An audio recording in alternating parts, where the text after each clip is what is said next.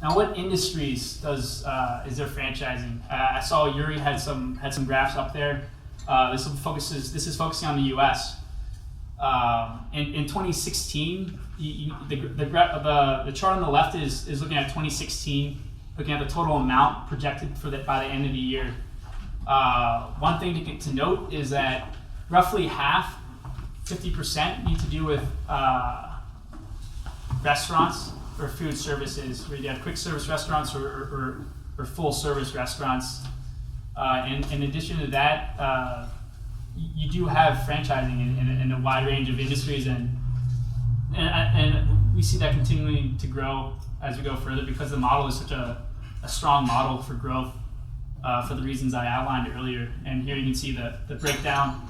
Roughly 50% has to do with food. The rest is, they're even more than 50% because you have retail food, but the rest is pretty varied.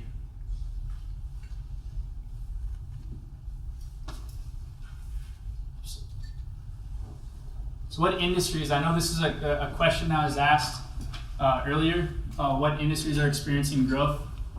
For us, so we're analyzing franchise industries on a daily basis. We're looking for the best opportunities available.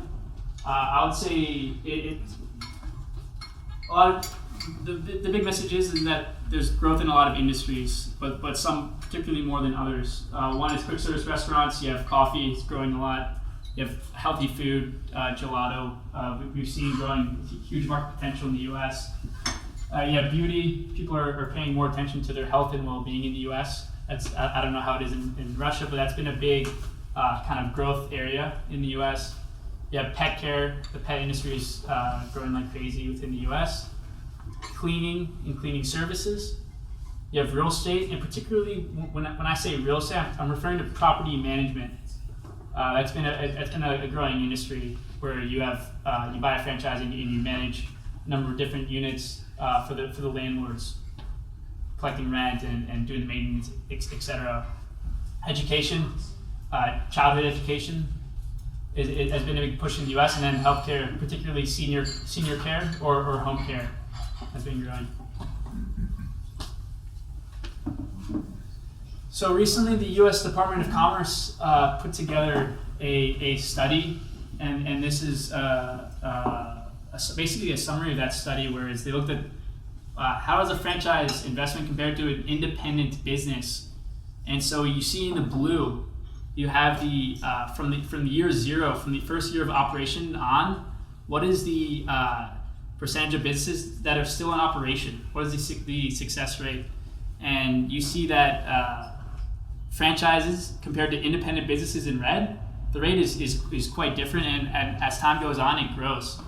And we believe this is strongly due to the points I outlined earlier in terms of the franchises and how much support the franchise offers franchisees, where you're really buying into an established system that you know well.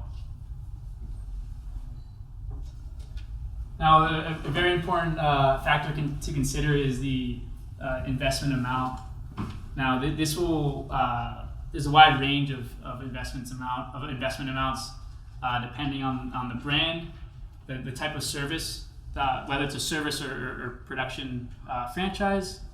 Location is one of the biggest indicators of the investment size, typically. And there's franchises ranging even from below to $100,000, but we typically don't even look at franchises less than $100,000, as it's very hard to find a profitable business that's under $100,000 that you can scale up quickly. But we look at businesses from $100,000 on up, and you have Burger King there. You have everything from established to emerging businesses in all the different